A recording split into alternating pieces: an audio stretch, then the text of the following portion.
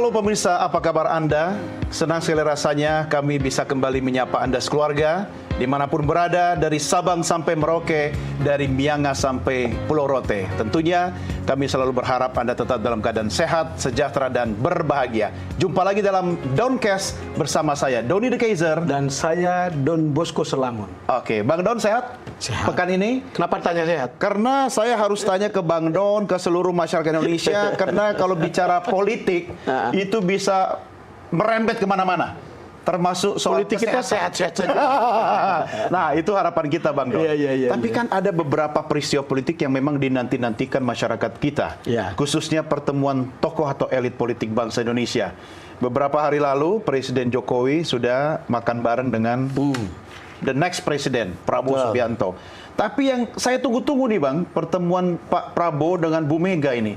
Sepertinya dari orang dalam tadi saya dapat kabar bahwa pertemuan itu ditunda menjadi antara tanggal 12 sampai 15. Panjang juga antaranya. Kalau lihat seperti itu, ini orang dalam ini, mestinya banyak hal sudah diselesaikan di level yang lebih bawah. Tanggal 12 ke 15 itu pertemuannya tinggal makan nasi goreng. Formalitas saja. Tinggal makan nasi goreng seperti yang dikatakan Mbak Puan. Itu juga penting, menunya. Kalau nasi goreng berarti udah clear ya, Bang ya? Ya, kalau seperti itu berarti ini adalah sebuah pertemuan yang mungkin untuk keduanya happy ending. Tetapi kan politik bisa membuat kejutan-kejutan. Makanya kita undang pakarnya. Iya, agar kita tidak terlalu terkejut juga, kita mengundang pakar politik yang bukan kaleng-kaleng. Bahasa saya selalu di sini, Bang Don, kalaupun kaleng kongguan, karena rantainya emas. Dan beliau ini adalah narasumber yang sudah tidak asing lagi, khususnya bagi penonton di NTV, karena beliau sering menghiasi layar diskusi kita kalau kita membahas tentang politik, apalagi politik tingkat dewa. Saking banyaknya penonton beliau. Makanya kita paksa beliau hadir di sini. Beliau adalah juga seorang mantan duta besar Republik Indonesia dan salah satu orang yang pernah dekat dengan tetangga saya, Pak D. Mulyono. Tiada lain tiada bukan Prof. Ikrar Nusa Bakti. Prof, apa kabar, Prof? Baik, sehat, Prof? Sehat. Terima kasih. Sehat ya, Prof? Sehat. Ya. Secara fisik, secara mental juga sehat. Itu makanya tadi, Prof, saya bercanda dengan Bang Don soal kesehatan. Nah, banyak hal-hal yang terjadi di Republik ini yang kadang-kadang kalau kita tidak mencermatinya dengan tepat dan baik, kita bisa ikut sakit, Prof. Betul. Tapi negara kita sehat atau sakit sekarang? Menurut saya tidak baik-baik saja. Tidak baik-baik, tapi tidak sakit. Dibilang sakit juga, kalau diambil contoh kasus waktu di Amerika lah ya, atau di dunia lah, kita ini sedang mengalami suatu resesi berkepanjangan. Kemarin kan katanya ada deflasi udah 5 kali gitu kan. Itu kan hampir sama dengan ketika terjadi di Amerika Serikat dari 1929 sampai 41 gitu kan. Makanya waktu itu Franklin Delano Roosevelt itu terpilih menjadi Presiden Amerika Serikat ke-32 dan menawarkan New Deal. Dan disitulah kita mulai mengenal kata 100 hari pertama. Itu juga yang kemudian saya sudah bikin YouTube-nya ya, tapi belum saya siarkan ya. Apa aja yang perlu dilakukan 100 hari pertama dalam Prabowo. 100 hari pertama untuk menyelamatkan Indonesia lah. Jadi kondisi negara kita sedang tidak baik-baik saja, kata Prof. Ikrar. Dan sedikit lagi saya tambahkan mungkin ya, mungkin Pak Jokowi juga udah melihat soal New Deal itu. Kenapa demikian? Karena Franklin Delano Roosevelt itu adalah satu-satunya Presiden Amerika Serikat yang bisa terpilih dalam pemilu 4 kali. Dan padahal kita tahu konstitusi Amerika menyatakan hanya 2 kali. Dan ini kehebatan dari salah seorang calon presiden dari Partai Demokrat. Dan dia bisa 4 kali terpilih. Sayang dia meninggal pada 1945 ya. Bisa 4 kali terpilih ya, sementara yang 2 kali di sini dibatasin, pengen ketiga. Nah itu dia, mungkin karena dia juga tidak memiliki kecanggihan politik seperti FDR ya. Itu satu, kedua dia juga bukan Presiden Republik Indonesia yang menurut saya terpilih pada nomor yang ke-32 gitu kan. Dia kan baru presiden yang ke-7. Dan Anda tahu ya, itu dia sebagai presiden ke-7 itu baru Indonesia mengalami reformasi itu dari 98 ke 2014. Jadi usia reformasi masih 16 tahun. Jadi tentunya banyak yang menolak lah pastinya. Oke, tapi Bang Don, Ya. tadi saya tanya ke Prof. Ikrar soal negara sakit atau sehat, ya. Jawabannya cukup diplomatis sebenarnya. Oh, tidak diplomatis, lugas. Lugas ya. Kalau itu lugas. Itu ciri beliau kan. Saya mungkin lebih diplomatis untuk Nah, menjawab. saya mau lihat perspektifnya jurnalis senior secara diplomatis, apalagi kalau kita kulik orang dalam, Bang. Ya begini, kalau kita lihat situasi sekarang, sebagai jurnalis saya bisa melihat proses transisi dari dari SBY ke Pak Jokowi, kemudian dari Ibu Mega ke Pak SBY, lalu kemudian dari Gus Dur ke Ibu Mega. Kalau melihat seluruh proses itu, saya bisa bilang bahwa sebetulnya situasi sekarang mungkin tidak baik-baik saja, tapi tidak lebih buruk dari yang dulu-dulu. Kira-kira begitu ya. Itu tidak lebih buruk dari sebelumnya. Saya ada di istana ketika Pak Jokowi datang dan Pak SBY pergi. Persis pada saat itu bagaimana Pak Jokowi agak komplain. Kenapa Pak SBY masih di istana waktu perpisahan? Mestinya pergi saja gitu. Tapi Pak SBY ingin memperlihatkan kepada publik bahwa transisi ini smooth. Semua baik-baik saja gitu. Jadi kita bisa. Nah, sekarang ada pengakuan bahwa ini sekarang lebih smooth menurut Pak Prabowo gitu. Ini lebih baik begitu. Makanya kalau kita lihat perhitungan-perhitungan kita, ada pertemuan antara Pak Jokowi dan Prabowo. Pertemuan makan malam 2 jam, pasti pembicaraan itu panjang. A sampai Z. Termasuk soal kabinet, termasuk mungkin soal bagaimana nanti kalau Ibu Mega ada di dalam dan seterusnya.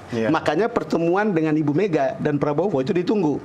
Ketika kita mengatakan ketika orang dalam mengatakan ditunda dari tanggal 12 ke tanggal 15, itu berarti orang ini mengatakan banyak hal sudah disetujui. Di Tinggal ketok palu. Jokowi dengan Prabowo. Iya, bukan. Artinya Ibu Mega juga sudah banyak mendapatkan feedback bahwa ini tentang ini sudah disetujui, tentang ini sudah disetujui, tentang ini sudah. Berarti smooth dong. Yang paling penting itu kan tentang kabinet.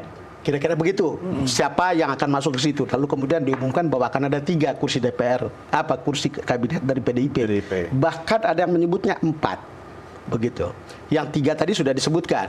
Ada Oli Dodo Kambe untuk Bappenas, ada Azwar Anas yang Menteri Pan RB, lalu kemudian ada Pak BG yang dari BIN terus ke kemungkinan Menko Polhukam. Jadi hal-hal seperti ini kelihatannya sudah diterima.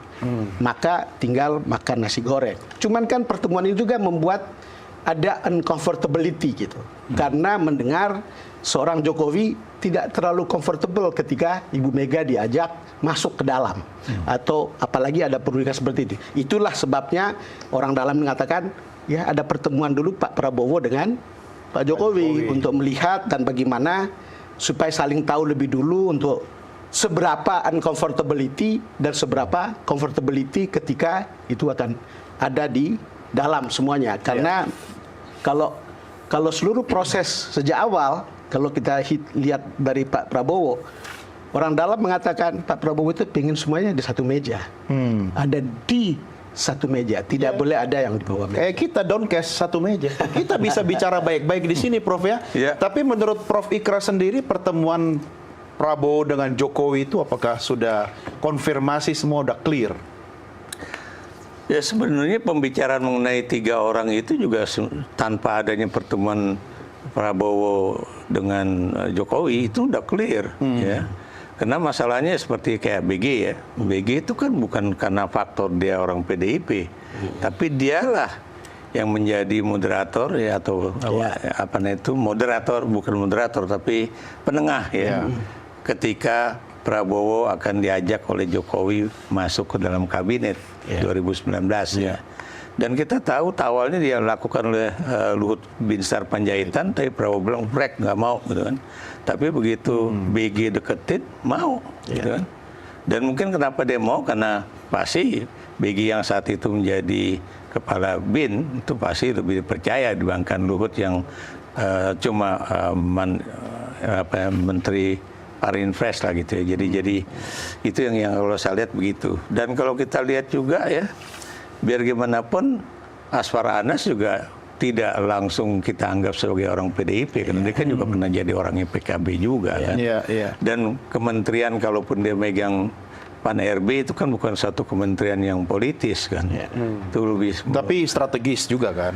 Strategis, walaupun menurut saya kadang-kadang kita udah punya badan kepegawaian negara, buat apa lagi ada kementerian. Yang menarik dari pertemuan ini sebetulnya entah kebetulan atau tidak, sebelum pertemuan dengan Ibu Mega ini beberapa kali Pak Prabowo mengatakan, pemerintahan saya adalah pemerintahan kelanjutan Jokowi. Pemerintahan Jokowi. Dia mengatakan ini ibarat setengah main, saya masuk di second half. Jadi yang tahun 2019 tidak masuk, tahun 2014 tidak masuk, 2019 masuk. Itu kira-kira. Lalu kemudian pada kesempatan yang lain, orang seperti Dasko juga mengatakan hal yang sama. Ini kelanjutan dari pemerintahan Jokowi. Sebelumnya kita juga dengar Pak Hasim Johanikusumo bicara tentang bahwa ini pemerintahan kelanjutan dari pemerintahan Jokowi. Saya tidak tahu, tapi mungkin Pak Ikrar bisa membaca. Sinyal seperti ini kan bisa multi interpretasi. Mungkin misalnya sebagai jurnalis saya bisa bertanya begini misalnya, apakah Pak Prabowo ingin menyampaikan pesan kepada Ibu Mega bahwa saya tetap akan memegang Pak Jokowi? Pada saat yang sama mungkin keduanya saling uncomfortable gitu. Itu sebetulnya pertanyaannya. Tetapi ini sequence yang kalau kita lihat memang kemudian persoalan bagi seorang Prabowo adalah which one is better untuk di entertain. Apakah seorang Megawati ataukah seorang Jokowi? Walaupun kalau kita lihat situasi untuk kepentingan politik ke depan atau jauh ke depan, pasti saya akan memilih lebih baik entertain Megawati. Gitu, kira-kira ya. Tapi mungkin Prof punya pandangan ya. Oke, tapi sebelum Prof menyampaikan pandangannya, ya kita ngopi dulu, Prof. Oke, kita rehat sejenak sambil Anda silakan menyiapkan secangkir kopi atau teh. Downcast segera kembali sesaat lagi.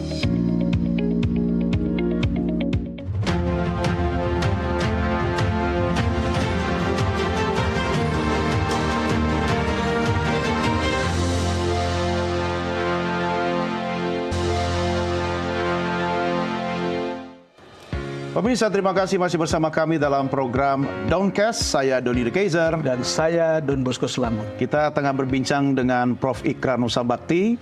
Dan kita masih ngulik tentang kondisi kekinian politik tanah air kita.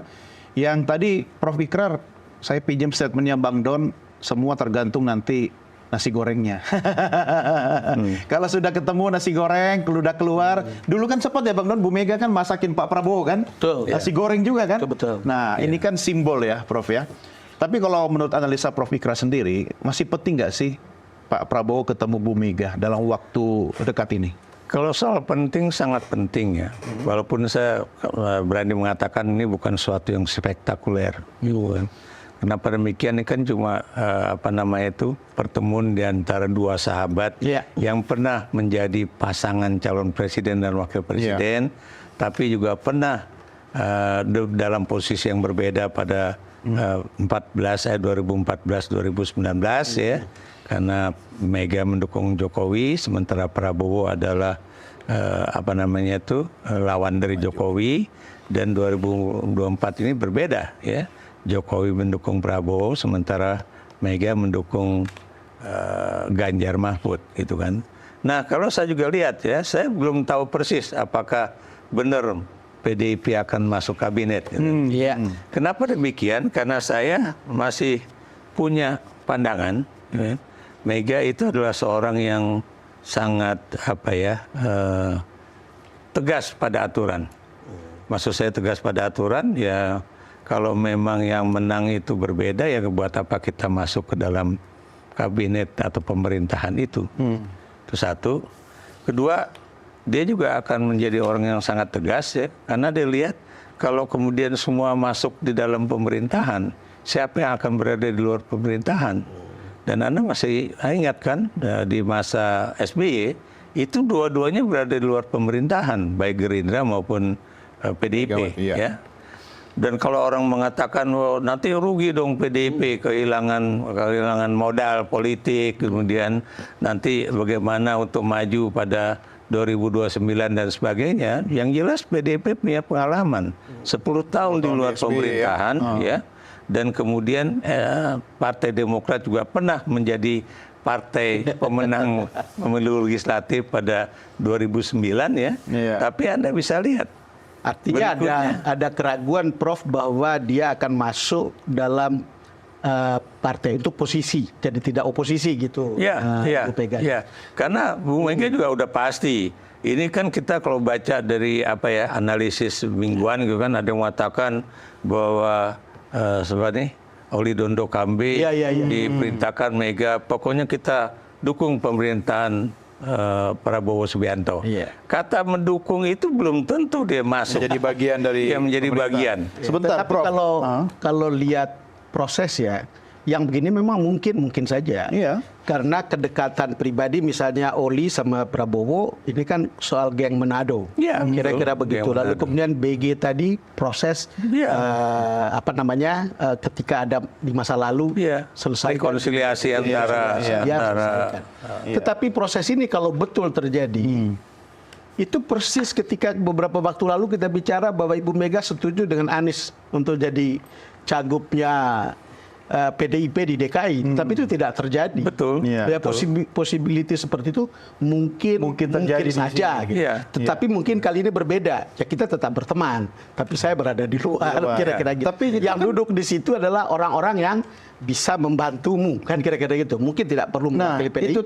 Itu tadi maksud saya, Bang Don, Prof. Ikrar, karena Megawati atau PDIP dengan Megawatinya yang kalau saya tafsirkan tadi kata Prof itu yang Anda sampaikan memiliki karakter yang tegas, keras atau kuat begitu kan.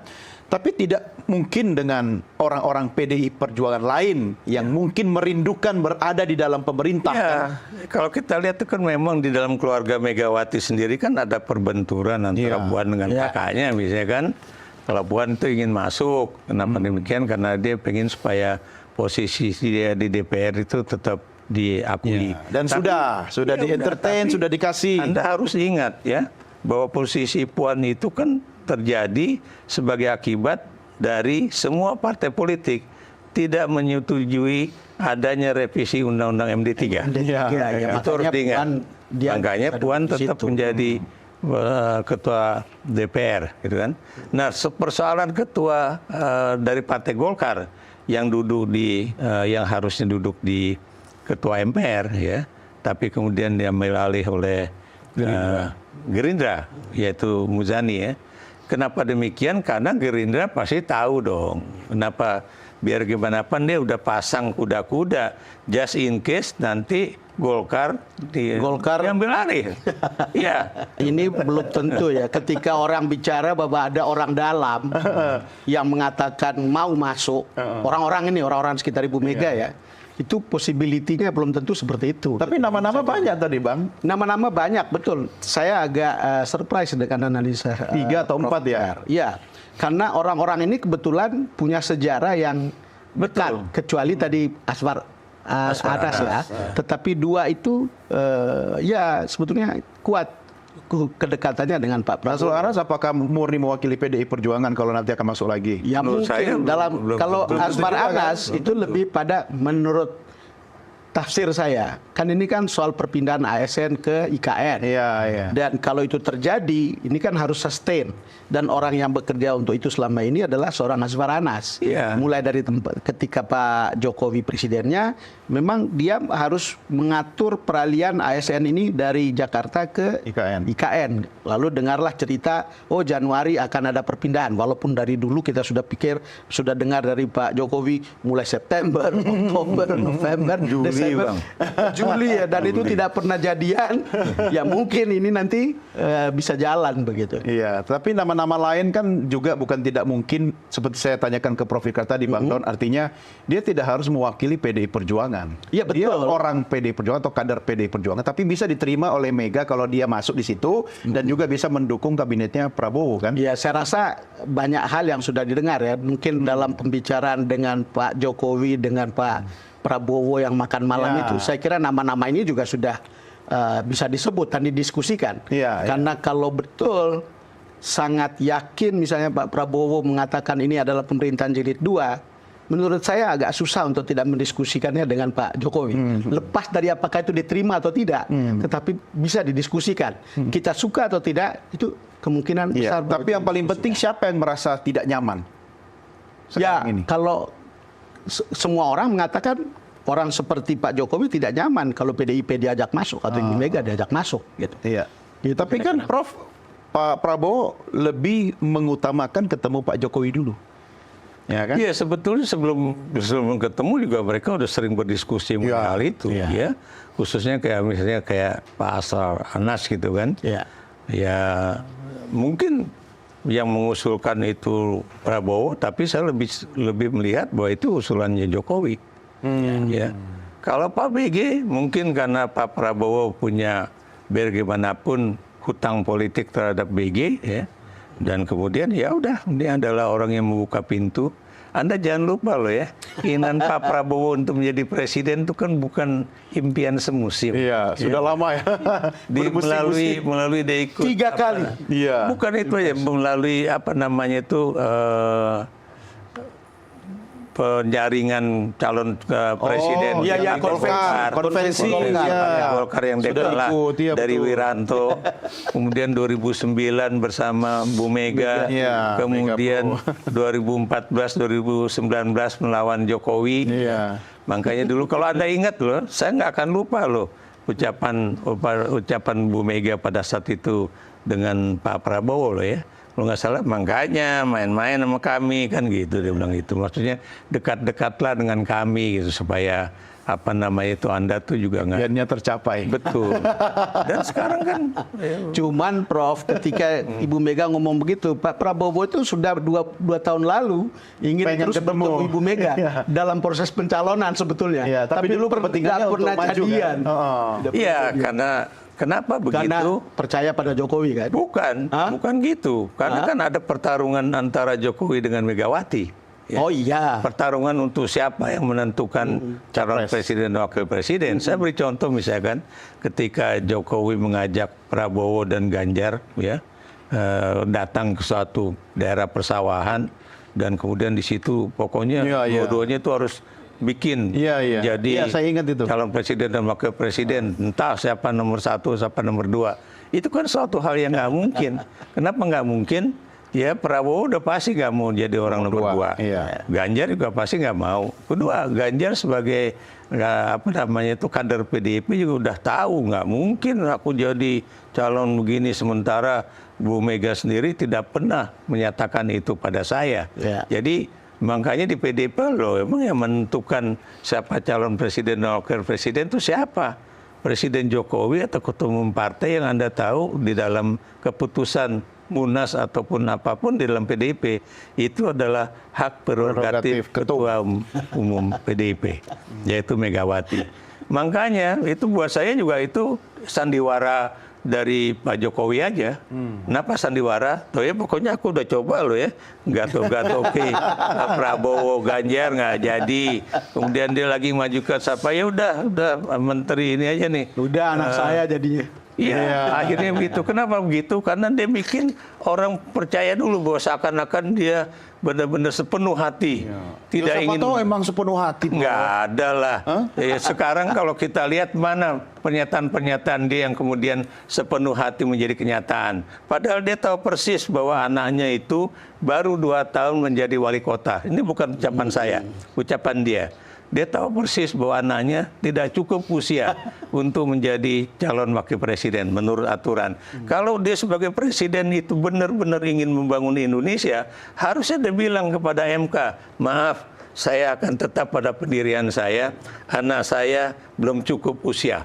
Itu baru namanya presiden. Sebetulnya ini didesain. Iya. Cuman tampak seolah-olah seakan-akan dia nggak tahu apa-apa gitu kan. Wah, karena udah ditentukan baru dia bilang, ya sebagai orang tua kan saya cuma bisa mendoakan, menyetujui dan mendoakan. Loh, yang statement itu kan orang tua, bukan presiden, Bro. Lah. Ya wajar dong kalau dia bilangnya sebagai presiden, nggak mungkin saya doakan anak saya.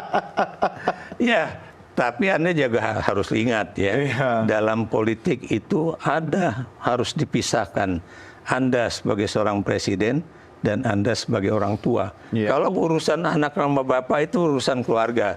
Tapi kalau udah menyangkut masa depan bangsa, harusnya kenegarawanan Jokowi yang akan keluar, bukan kemudian dia minta pada sang adik ipar, pokoknya gimana lah, jangan sampai 6-3 terus, pokoknya bikin supaya jadi 5-4 atau gimana lah. Ya nggak apa-apa. Yang penting agar kita tidak kaget lagi melihat perkembangan politik tanah air kita rehat sejenak. Kami segera kembali. Tetap bersama kami di Downcast.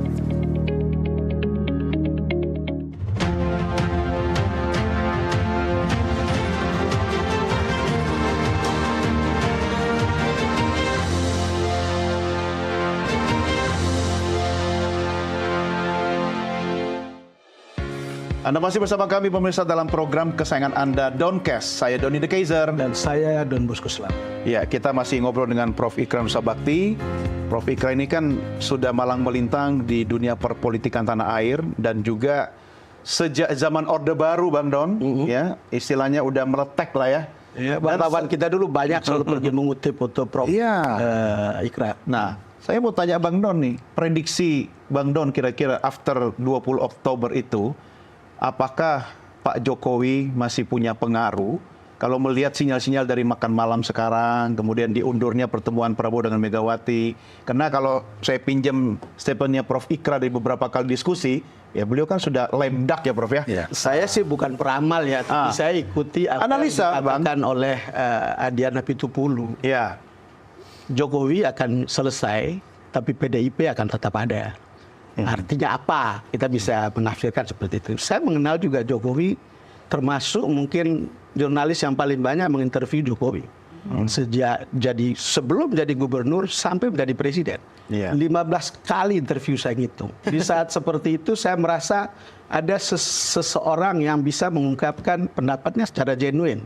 Saya adalah orang yang juga kecewa ketika belakangan ada urusan-urusan nepotisme yang berlebihan. Maka orang selalu mengatakan Jokowi itu sukses salah satunya karena anaknya bisa jadi wakil presiden, salah satu anak bungsunya menjadi ketua partai, kemudian menantunya jadi wali kota dan mungkin ntar lagi akan jadi gubernur. Itu adalah suksesnya. Yang mungkin bisa dilihat sebagai sukses, tetapi untuk orang seperti kita yang melihat proses kekuasaan itu digunakan untuk kepentingan ini, itu sebuah presiden yang membuat demokrasi itu tidak sehat.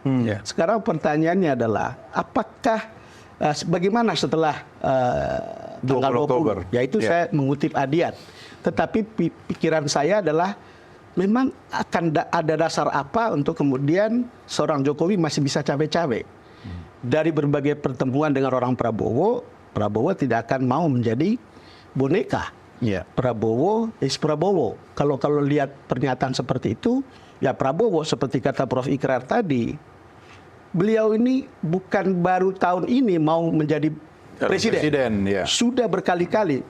Artinya apa? Di back mind atau di mindsetnya adalah pemikiran sebagai seorang presiden itu bukan pikiran baru, termasuk rencana-rencananya.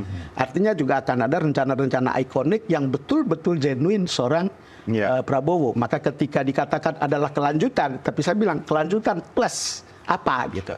Misalnya sekarang ada gagasan 2 juta hektar untuk food estate di Papua. Lepas dari berbagai kritik, mungkin ini adalah jalan awal untuk kita swasembada beras. Kemudian soal gizi makan gratis. Orang boleh mengkritik, tetapi ada benarnya ketika kita bicara stunting, ketika kita bicara IQ, ketika kita bicara kecerdasan orang, memang harus dimulai dari makanan itu. Gitu. Ini langsung berhubungan dengan manusia. Jadi pertanyaannya memang di mana kesempatan seorang Jokowi masih akan punya power di situ. Apakah powernya mungkin lewat putranya Gibran, tapi kita tahu seorang Wapres itu kan cuma ban seraf, tidak eksekutorial. Kemudian kedua, lewat partai, PSI kan tidak cukup begitu. Lewat Golkar, possibility-nya ada besar di situ dengan asumsi orang seperti Pak Bahlil itu adalah orang yang akan sangat setia pada seorang Jokowi. Kalau kesetiaan itu betul-betul berdasarkan kekuasaan, ya dia akan setia pada pemegang kekuasaan dan itu bisa berbalik menjadi bumerang untuk seorang Jokowi. Makanya kita pikir ketika Pak Prabowo mengatakan begitu, kita mengatakan mungkin setahun. Tapi setelah itu saya yakin lebih penting PDIP. Gitu.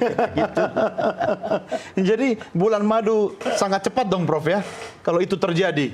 Oh, bukan cuma bulan madu sangat cepat, kerenggangan itu udah terjadi sejak misalnya MK memutuskan putusan 60-70 dan kemudian Anda tahu malamnya jam 10 malam, coba bayangin tuh ya, bikin supaya itu draft untuk revisi undang-undang pilkada dibuat dan besok harus udah tinggal jadi yang kemudian dilawan. Betul. Dan Prabowo lah orang yang memerintahkan cabut gagasan itu ya. Yang jelas saya juga ikut tuh Bang. Saya di Mahkamah Konstitusi. Oh. Kenapa demikian? Oh iya. Karena buat saya ini adalah suatu yang sangat penting karena ini adalah masa di mana MK juga kembali ke marwahnya yang seharusnya. Itu satu. Kedua, karena saya bagaimanapun adalah bagian dari intelektual. Walaupun saya nggak lagi mengajar di kampus ya, tapi biar bagaimanapun saya ini adalah dulu peneliti di Lembaga Ilmu Pengetahuan Indonesia yang bagaimanapun ya kita harus menghargai posisi intelektual yang bukan cuma duduk di Menara Gading ya. Nah selama masa Jokowi ini kan, ini dia nggak pernah menghargai kaum intelektual, ya. Anda bisa lihat apapun kata kampus, bahkan kampusnya sendiri, yaitu Universitas Gajah Mada, guru-guru besarnya itu dicuekin aja, lu mau ngomong apa, gue diemin aja kan. Sekarang pertanyaan saya sebetulnya, Prof, ini kan persoalan kalau semua orang dalam sebuah posisi, tidak ada oposisi gitu. Ini kan problem besar untuk check and balances di proses demokrasi kita gitu. Ini apakah negatif, apakah ada positifnya kah? Yang jelas ya, kalau memang PDIP atau Megawati khususnya mengendorse anak-anaknya, yaitu untuk menjadi menteri di kabinet Jokowi, di kabinet Prabowo, ini buat saya bisa menimbulkan malapetaka politik yang dahsyat. Kenapa demikian? Karena harusnya Megawati tahu bahwa walaupun dia tidak menyetujui ada kata oposisi dalam sistem presidensil, tapi biar bagaimanapun dia tahu persis yang namanya partai itu harus ada yang berani di luar pemerintahan untuk mengimbangi eksekutif. Itu kan menggambarkan dirinya dan PDIP kan sebenarnya kan. Yang mungkin partai lain tidak seberani atau sekuat itu, Prof. Betul. Ya sekarang gini ya. Kalau saya jadi pemilih, ini bukan saya berbicara mengenai pengamat. Kalau Anda memilih si A atau si B menjadi calon presiden atau wakil presiden, tiba-tiba ya pimpinan partai Anda atau oligarki di dalam partai itu tiba-tiba mengubah yang adanya impian Anda itu menjadikan partai dibawa-bawa untuk masuk ke dalam satu gerbong yang namanya pemerintah gitu, atau jump on the bandwagon itulah. Coba sakitnya Anda gimana? Selama ini kan dipikir yang namanya konstituen, yang namanya rakyat, itu kan dikasih bansos aja udah lupa deh, itu kan. Saya nggak mau. Saya sebagai seorang yang juga dulu berjuang ikut di dalam bagaimana terjadi reformasi supaya Soeharto juga nggak dipilih lagi oleh MPR pada 98 yang lalu, juga berharap dong. Itu apa yang kita lakukan pada 98 itu harusnya berimbas pada sesuatu yang positif. Jokowi mematikan demokrasi itu hanya dalam berapa? 1 tahun. Kenapa saya katakan 1 tahun? Karena proses di MK itu kan hanya berapa hari sebelum calon presiden dan wakil presiden itu bisa menjadi calon. Tapi bagaimana ya, Prof, cara memisahkan? Misalnya tadi kan dibilang bahwa ini nanti mungkin orang Ibu Mega itu masuk dalam kabinet sebagai individu, bukan mewakili PDIP. Lalu pada saat yang sama beliau akan mengopos pemerintahan. Gimana cara membacanya? Anda harus pasti Bang Don tahu lah, hubungan Prabowo dengan Mega itu tidak ada hubungan hate, apa namanya? Love and hate. Satu. Ya. Itu adalah benar-benar hubungan yang genuine kedua. Genuine. Betul, ya. setuju. Anda harus lihat ya, bagaimanapun yang namanya Soekarno sama Sumitro Joyo Hadikusumo tidak berada dalam kubu yang sama. Tidak berada di dalam suatu ideologi yang sama. Ya, yang ingin saya katakan, Soekarno itu adalah nasionalis marxis, sementara Sumitro itu adalah orang yang secara pemikiran ekonomi itu adalah liberal. Ya. Tapi secara pemikiran ideologi adalah sosialis kanan. Dia anggota PSI, ya. Betul. Pak Sumitro itu kan melarikan diri ke Malaysia itu kan untuk menyelamatkan diri lah ya. Karena kan PSI sama Mas Sumi waktu itu dibubarkan. Tapi Megawati pada saat Prabowo mengalami kesulitan berada di luar negeri, Mega lah yang stateless malah ya. Mega lah yang mengundang apa-apa. Dan itu yang saya selalu jelaskan pada orang-orang ya. Mega itu tidak pernah melihat seseorang dari sisi ideologi. Dan itu menarik, Don, sebetulnya. Kita baru tahu bahwa berteman dalam politik itu bisa saling oppose, bisa bersaing, bisa berlawanan setelah itu berteman, tapi itu yang tidak bisa diperoleh dalam pertemanan yang sifatnya personal. Tapi dalam politik ya kita teman, tetapi ketika you mengambil langkah ini, ya silakan. Saya mengambil langkah ini, tapi kita tetap berteman. Mau baper ya. Iya, tidak ada hal yang seperti itu. Dan lebih kuat hubungan pertemanan Prabowo dengan Mega dibanding dengan Jokowi ya. Betul. Jauh kan? Dan kalau Mega dengan Jokowi itu kan sebetulnya kan yang satu ketua umum, yang satu petugas partai. Ya, tapi kalau saya harus berteman lebih jauh dengan durasi, Prof ya. Kita rehat sejenak, masih ada hal-hal yang akan kita diskusikan tentunya di segmen berikutnya. Downcast segera kembali sesaat lagi.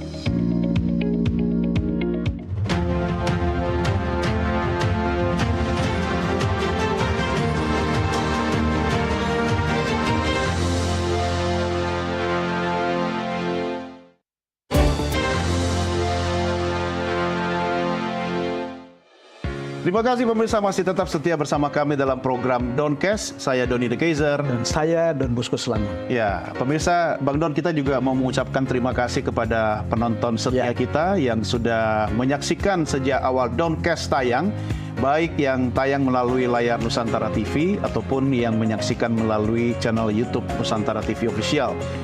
Jangan lupa untuk like, share, dan juga subscribe. Karena program ini tentu kami hadirkan untuk Anda. Dari Don dan Don untuk pemirsa.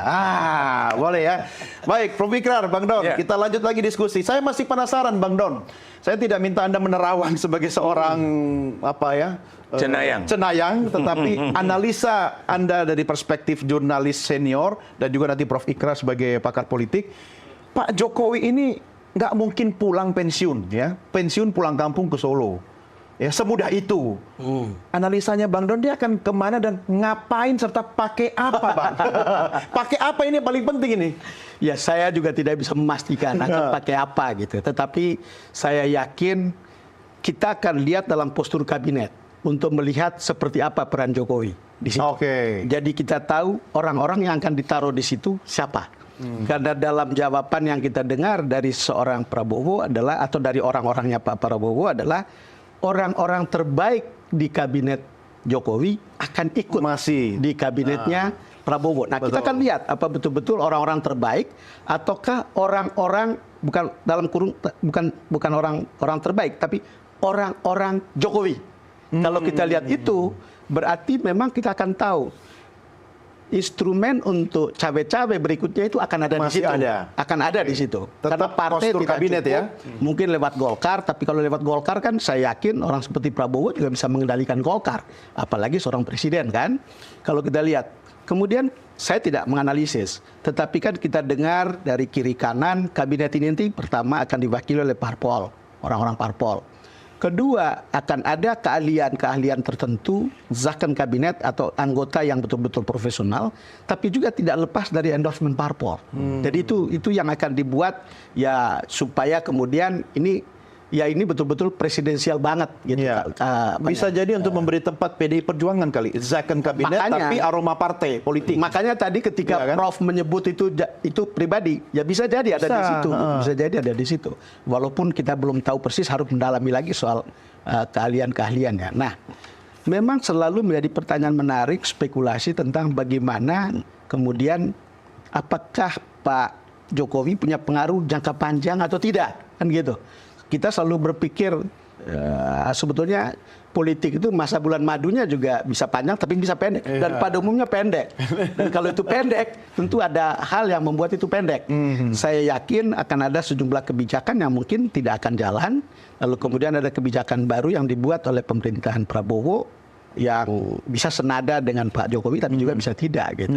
Seorang presiden kan tidak bisa mau ada di bawah bayang-bayang. Didikte apalagi ya. Itulah yang dikatakan oleh Pak SBY yang tidak boleh ada dua matahari. Iya. Berbahaya kalau ada dua matahari. Iya. Dan seorang Prabowo nggak mungkin juga memperlakukan dua matahari itu gitu. Dan kita berharap seorang Jokowi juga jangan cabai-cabai untuk menjadi matahari kembar. Iya. Gitu. Kecuali kalau dia punya perahu, Bang, punya sesuatu yang dijadikan kendaraan politik kan. Silakan tanya ke Prof. Ikrar soal perahunya. Iya, kira-kira seperti apa langkah Jokowi setelah 20 Oktober, Prof, untuk tetap melanggengkan kekuasaan? Yang jelas ya, seperti juga diberitakan oleh majalah Tempo lah ya, atau termasuk bocor halusnya ya. Itu kan dengan tegas itu cara-caranya itu bagaimana gitu kan, dengan operatornya dan sebagainya. Tapi secanggih apapun Anda, sepintar apapun Anda dalam membuat taktik maupun strategi politik. Tapi kan biar bagaimanapun, seperti kata Pak Mahfud, masih ada yang di atas dia, yaitu Tuhan. Gitu kan. Saya beri contoh misalnya kan, tidak sedikit ya bahwa wah ini Jokowi lagi ini, pokoknya dia sampai tenggat waktu 20 Oktober ini banyak sekali usaha-usaha dia. Termasuk juga yang tadi saya katakan, bagaimana Kadin juga ingin diobrak-abrik sama dia. Golkar sudah diobrak-abrik. Bukan istana itu. Bisa mengatakan seperti itu ya, tapi adalah satu kenyataan ya bahwa untuk menentukan siapa menjadi ketua umum Pak Kadin ya, itu presiden sangat menentukan. Dan ngapain presiden atau istana ngurus-urus Kadin? Karena yang jelas dia punya kepentingan dengan Abu Rizal Bakri ya. Buat Golkar nanti. Bagaimana supaya Abu Rizal Bakri memberikan jalan lah untuk mendekati. Kalau soal Kadin, memang dari dulu orang seperti Pak Ical itu adalah kayak simbol daunnya Kadin, lalu yang di bawah-bawah itu adalah kader-kadernya. Jadi kita lihat MS Hidayat, kita kemudian lihat yang namanya Rosan, itu adalah orang-orang ya. Maka mestinya kan Anin yang terakhir. Betul. Pada 2021 itu Anin sudah mendapatkan pendukung 60 dari kadin-kadin provinsi. Harusnya udah tinggal ketok palu aja. Tapi saya nggak ingin mengatakan demikian ya. Tapi yang ingin saya katakan bahwa tidak semua apa yang dia inginkan akhirnya terjadi ya. Termasuk juga misalnya pergantian baik itu anggota maupun Dewan Pengawas KPK yang harusnya tadi kan selesai. Coba Anda bayangin, ngapain itu pansel datang ke Halim untuk menyodorkan nama-nama orang yang akan menjadi... Kayak tergesa-gesa sekali. Betul. Seakan-akan dunia ini mau kiamat gitu kan. Kerja. Nah, kalau soal kerja-kerja itu ya, saya masih ingat tuh pernyataan Pak Murdiono. Prof, kok kayaknya banyak banget kepahitannya sih, Prof? Saya nih memang orang yang kalau nyari... Pak Murdiono tuh pernah bilang, termasuk saya ada Pak Murdiono Mensesnek almarhum. Itu Pak Harto itu kalau ini melihat dia ini kan orang yang sangat rajin waktu. Mur, kamu tuh jangan terlalu ini, nanti kamu kecapean, iseng mati ngadek. Orang tinggalnya di kantor Pak Murdiono itu. Nah, kalau buat saya menjawab pertanyaan Anda, kerja. Yang namanya Jokowi ini juga biasa kerja. Kemudian dia suruh diem, menang. Orang Jawa bilang menang 40 hari. buat saya bisa mati ngadek. Tetapi yang menarik sebetulnya begini, Prof. Nggak terbayangkan pada satu saat nih. Kan kita bicara seperti apa hubungan keduanya ke depan gitu. Nggak terbayang pada suatu saat ketika seorang Prabowo mereshuffle kabinet dan mengganti semua orang Jokowi setelah 1 tahun ya. Bukan mustahil. Itu sih mustahil. Gambaran liar saja. Gitu. Bisa terjadi seperti itu. Iya, gini ya, karena tanpa ada persoalan Jokowi pun ya, itu yang namanya Prabowo itu pasti akan men-entertain semua partai politik. Ya. Dan Anda tahu jabatan di dalam kabinet itu kan terbatas. Taruhlah sekarang dikatakan 44, ya enggak? 44, kemudian nanti nggak tahu nih berapa yang wakil menteri, ya. Dan Anda tahu itu biaya untuk apa namanya itu kementerian berapa nanjaknya? Kalau sekarang aja udah 50% atau 70% dari APBN habis untuk birokrasi dan cuma 30% untuk anggaran pembangunan. Berapa kemudian? Ada yang paling rumit, Prof. Begitu ada kementerian-kementerian baru, nomenklatur baru, itu kan tidak gampang. Betul, betul. Kita belajar dari perubahan-perubahan yang terjadi di masa lalu. Kementerian Keuangan itu kan akan sulit itu. Dan kalau nggak sesuai dengan nomenklatur, Anda tahu nggak keluar itu duitnya. Ketika Anda minta. Itu di Menteri Keuangan, Prof. Tapi di birokrasi di tingkat bawah, itu juga bermasalah. Kita nggak tahu. Kita berharap Pak Prabowo bisa menyelesaikannya. Nah itu. Taruhlah Prof, seperti yang tadi Anda berdua katakan. Saya tetap penasaran, Pak Jokowi kan tidak mungkin daripada mati berdiri tadi kata Anda kan. Dia pasti akan ingin terus aktif ya. Apapun, bagaimanapun kita mengartikan kan Pak Jokowi kan janji balik ke Solo. Balik ke Solo bukan berarti nggak percaya. Nggak percaya, bukan nggak percaya. Saya minta kira-kira penerawangan Prof ya. Dia menggunakan apa kira-kira yang paling rasional kalau sekarang misalnya lihat Kadin tadi, apakah akan pakai Golkar sebagai perahunya atau gimana kira-kira, Bro? Ya, tadinya kan dia mau pakai Golkar. Tadinya. Ya, ini sudah rahasia umum lah. Makanya itu ya apa yang dia lakukan itu sudah diterawang itu oleh banyak orang nih. Nanti akan begini, oh ternyata benar nih begini, ternyata benar. Orang berubah dong strateginya. Tapi sekarang kan ada batasnya. Saya bertanya pada Anda, apakah Bahlil juga bisa bertahan? Itu juga tentu ya. Kenapa demikian? Dan saya rasa di dalam politik ya, sebegitu cepatnya pengaruh seorang yang dari berkuasa tidak berkuasa itu cepat berubah. Oh iya. Saya ingat betul orang seperti Pak SBY, dia berusaha untuk membentuk kabinetnya berlanjut silaturahmi di Cikeas, tapi kemudian kita tahu bahwa itu tidak jalan lagi. Betul. Dan orang seperti Jokowi mungkin masih akan mencari pengaruhnya, tapi saya juga tidak yakin bahwa itu akan berjalan panjang, karena varian politik itu bisa cepat sekali berubah. Mungkin tepuk tangan di DPR itu adalah salah satu indikator untuk mengatakan bahwa you over, selesai kan. Nanti sepakat dengan kata your time is over gitu. Makanya saya tadi dari awal, bagaimana hubungan atau bagaimana Ibu Mega dan Pak Prabowo dengan Jokowi, saya mengutip kata Adian itu aja. Itu Pak Jokowi akan selesai, tapi PDIP masih akan terus, masih akan berlanjut. Yang maksudnya ya Ibu Mega masih tetap in power ketika hal itu terjadi. Apalagi hubungan pribadinya dengan Prabowo kan beda dengan hubungannya dengan Jokowi kan. Artinya yang Abang mau coba katakan adalah udah tanggal 20 pulang kampung gitu. Nah, kita harus siap untuk mengatakan bahwa itu bagian dari abnormalitas kekuasaan dan pos kekuasaan. Itu aja. Tapi soal abnormal, Prof, kita nggak bisa nebak Jokowi loh. Mungkin akan ada sesuatu abnormal act ya yang akan terjadi pasca 20 Oktober. Apa kira-kira? Ya, tapi Anda tahu ya, Anda bisa melakukan sesuatu ketika Anda punya kekuasaan. Kekuasaan itu bisa manifest, bisa implisit.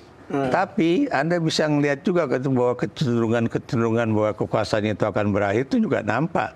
Saya beri contoh misalnya, ada orang yang dipanggil, ayo coba hari jam sekian datang ke istana, nggak datang. Itu udah tanda-tanda pembangkangan dalam tanda kutip ya. Kemudian Anda lihat yang tadi di DPR ya, ketika kemarin pelantikan memperkenalkan DPR. Prabowo dan Jokowi. Ya, Anda lihat ya bagaimana apa namanya itu apa istilah itu, gambaran tubuh Jokowi, gestur tubuh lah ya, bagaimana dia berjalan dan tidak ada yang menemaninya. Akhirnya berusaha ada yang lain mendekati, tapi kan dia jalan dan dia jalan terus terang ya. Dalam beberapa kasus di akhir-akhir masa jabatannya, dia cuma ngomong sebentar, tapi dia berusaha supaya orang-orang nanti mendekat minta foto bersama. Dan itu yang terjadi, ya. Bukan kemudian dia menyalami orang-orang yang udah dilantik menjadi anggota dewan. Jokowi sudah pidato, Prof, di ulang tahun Nasdem kalau tidak salah, bicara datang rame-rame, pergi sendiri-sendiri. Jadi kesadaran itu kan ada. Gitu. Itu kan yang udah dinasihatkan juga oleh yang namanya Presiden Susilo Bambang Yudhoyono yang mengatakan bahwa kekuasaan itu memang ada batasnya. Dan jangan kita merasa bahwa kita juga akan terus dilulukan, terus disembah-sembah, terus diberhalakan, enggak. Termasuk Donkes, Prof, ada batasnya. Tapi sebelum mengakhiri diskusi kita, saya memberikan kehormatan buat Prof Ikrar dan juga tentu saya pengen tahu dari Bang Don, seandainya di depan Anda berdua ada Pak Jokowi, anggap saja ini menghitung hari 20 Oktober, satu kalimat Prof dan Bang Don, apa yang mau disampaikan kepada Pak Jokowi? Silakan. Ya, kita sebagai bangsa Indonesia berterima kasih lah, udah 10 tahun dipimpin oleh beliau. Dan saya juga suka kenapa demikian, karena sebagian perhatian beliau juga ke wilayah Papua. Ya. Itu tempat kecil saya dan juga pengamatan politik saya juga banyak wilayah itu. Walaupun kita juga tahu bahwa tidak sedikit juga itu adalah bagian dari pencitraan beliau juga. Ada yang berhasil ya, ada pembangunan ada yang berhasil, ada juga yang tidak ya. Dan yang saya sangat sayangkan ya bahwa pembangunan dam itu juga tidak mempercepat misalnya apa istilahnya itu industrialisasi pertanian kita, intensifikasi dan ekstensifikasi pertanian, malah kita jadi pengimpor beras nomor 1 di dunia. Jadi harus semacam itu. Tapi yang jelas saya sebagai pengamat politik tidak bisa memaafkan Pak Jokowi dalam kaitannya dengan persoalan HAM, demokrasi, dan penegakan hukum. Jadi buat saya beliau itu merusak tatanan hukum, tatanan demokrasi di Republik Indonesia yang untuk memperbaikinya tidak cukup dalam 1-2 kali kepresidenan. Bisa lebih dari 5 tahun, 5 masa kepresidenan. 25 tahun minimal ya. Bang Don, mau say goodbye mungkin ke Pak Jokowi?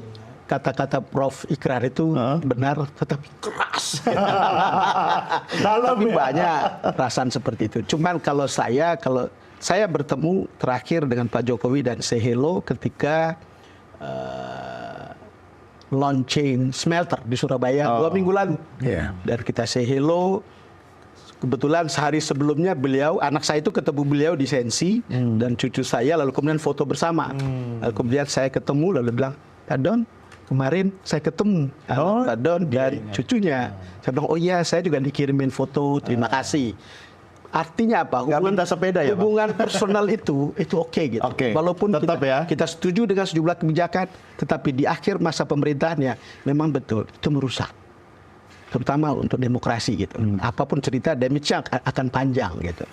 Tetapi yang ingin saya katakan kepada Pak Jokowi, ini kan kita kan bicara soal bagaimana hubungan Ibu Mega dan Prabowo karena pertemuan mereka, lalu kemudian Prabowo dan Jokowi. Saya berharap Pak Jokowi sadar jika pada satu saat mungkin tidak terlalu lama lagi seorang Prabowo akan lebih memilih Ibu Mega daripada seorang Jokowi. Mungkin. Jadi itu harus disadari bahwa itu pilihan yang mungkin akan terjadi. Kita tinggal tunggu tanggal mainnya. Ya, baik, Prof Ikrar, terima kasih sudah bersama kami. Sehat selalu, Prof. Prof, terima kasih. Sama-sama. Baik pemirsa, inilah akhir diskusi kita dalam program kesayangan Anda, Doncast. Jangan lupa tetap saksikan program kami melalui channel YouTube Nusantara TV Official, dan jangan lupa like, share, dan subscribe, serta tetap saksikan Doncast di layar Nusantara TV. Kita berpisah sampai di sini. Saya Doni The Kaiser dan saya Don Bosco Islam. Sampai jumpa.